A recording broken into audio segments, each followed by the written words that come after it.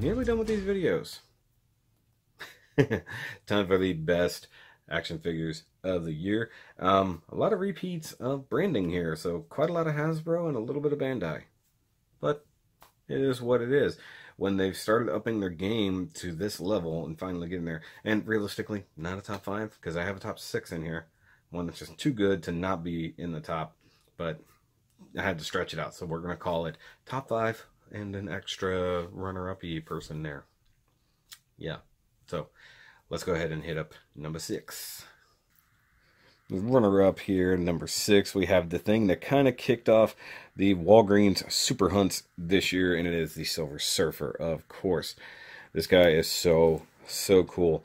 But what sucks is it took me forever to get his review out. I had it done for the longest time. I just completely forgot to upload it. And actually, I love this thing so much, and I love the picture I took of the Galactic Thinker, that it's still the cover photo on the Facebook page. The articulation is actually really nice for what it is. I do need to pick up that stand that will hold the board, probably make my life a lot easier. Also kind of want to put a magnet in his foot and on the bottom of the board and get rid of that peg. Probably make things a little bit better. But overall, he's still very cool, and that's why he didn't quite make the top 5 comparatively, but you know, he had to be in the top list regardless, just for what he is. From the Silvery Boy, we move on to the actual top 5 figure here. The only one not from Hasbro on this list. And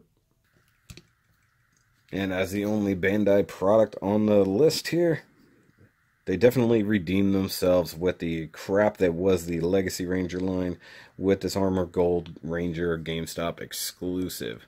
So basically giving us a slightly remolded and recolored Green Ranger with some Red Ranger stuff. He's actually pretty neat.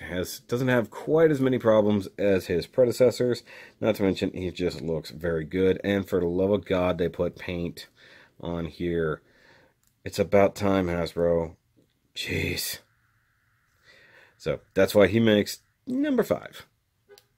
So from a small red and gold thing to a big red and gold thing, hit up number 4. It is the Hulkbuster. But Hulkbuster from the Hulkbuster Marvel Studios 10-year anniversary 2-pack. Now, while his upper torso is a bit wonky, the fact that I've got a completed Hulkbuster and he is the slightly better painted, slightly better color molded version is what makes the difference here. The Hulk didn't quite make it because it's less good. Let's just be honest here. And I'm still trying to complete the Build-A-Figure wave so I could have the other version of him, but I love this giant Hulkbuster. I really hope they give us a Mark II Hulkbuster version down the line, but I really do love this thing. That's why it comes in here at number 4. And, well, this one has to be on here because of kind of what it is. And there was another one that should be with it, and I kind of wish it had been a 2-pack, but they did a 2-pack for this as a different thing. So, get on to number 3 right here. Rounding out the Star Wars love here, we have to have Princess Leia, as I said. You know, with the sad passing of Carrie Fisher, and then this figure coming out in her classic Bespin attire. And yeah, the lightsaber doesn't come with her. It comes from Maz Kanata, but I always give it to her. And actually, Snoke will have it in the long run. But it's a very nice figure. The head is done super well with that 3D mapping technology to get the face sculpt. And the Han figure should join this list with her, because I will always have them displayed together. And of course, I wish there was a little bit more, like some weathering on here to break up just the sheer white, and then maybe a little bit of weathering on the gun, but nothing I can't do. But considering how good this figure is, and being a Target exclusive, you know, it's definitely worth it. Now, I do want to get the Hoth Leia as well, and of course the Hoth Han. But I don't want the 2-pack. Am I the only one who doesn't want the 2-pack, just wants the individuals? I don't know. But let's go ahead and move on. Moving on to number 2. Well, it's kind of hard to decide between this thing and what hit number 1. But as soon as I reviewed this, as soon as I had it in hand, I knew it was something special. So, number 2 is... we have Marvel Legends Thing. You guys should have known this was going to be on here. As much as I loved it, like I said, as good as this sculpt absolutely is, the weathering in between the cracks, the fact that such a large figure has such good articulation. I love the fact it comes with different head sculpts. It does come with 2 different fists and 2 different hands. It's just absolutely amazing. Definitely the best Fantastic Four figure we've gotten. Kind of hoping that we get a new Doctor Doom in the Walgreens line. I would really dig that. I love, of course, we had the Silver Surfer earlier in there who does belong to this list. But this guy is just so good. So freaking good. So the real question is, what could possibly beat it?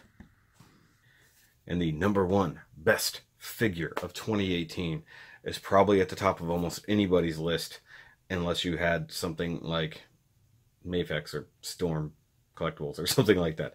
But I didn't, so I've just got to go with this one. That's right, Captain Fuzzybottom. The Gamorrean Guard from the Black Series, Target exclusive. Oh, so good. Even before it got a custom Shoky weathering job on there to add some skin tone and stuff like that to the legs, this was already a really amazing figure. I have had to pass up getting more of them because I've seen them in store lately. The next wave has definitely come out, so I'm considering getting more and then weathering them up a little bit differently, maybe beating them up a little, but also the fact that you get the weapons and stuff like that so you can actually make different ones. But either way, this guy is definitely one of the best ones, period, from the Star Wars Black Series. Definitely invigorating the line, setting a whole new standard, as it were. I mean, the articulation is really great for a figure that's like this. The sculpt is insane. The fact they weather the shirt, but nothing else is kind of dumb. The metallic-y armor, the worn leather for the head is so good. The weapons are kind of meh. It's like they spend their money on some things and not on others. And hey, he's got fuzzy britches. But that's why he's #1, guys. But that's it, guys. The top 5, 6 action figures of the year. Some of them are so good, and there's been plenty of other good action figures. Marvel Legends Cable narrowly missed the list, along with a couple others that are just really good. I had a hard time not putting Psycho Blue on here because it is a good figure, but the feet and the legs are so weak, it does keep falling over. It's not quite as bad as Zeo Pink level of falling, but it's there. Not really a whole lot of other things that didn't really make this list. That's why I have a whole different list. It's just my favorite things, whether they're action figures or everything else. That's going to be how I round out this year, guys. So stick around for that video. It'll be whenever. So I've sat here and I filmed all these things back to back to back to back. So I'm going to take a little break. Not that you guys are going to notice anything, but I'll catch you on those lists. Let me know what your favorite things were in the comments down below. You should know how this is by now. And if there were any other things that I did that you thought were really cool, also let me know in the description or in the comments down below. But I'll see you guys on the next list. We're so close to the end. And I'll see you guys there.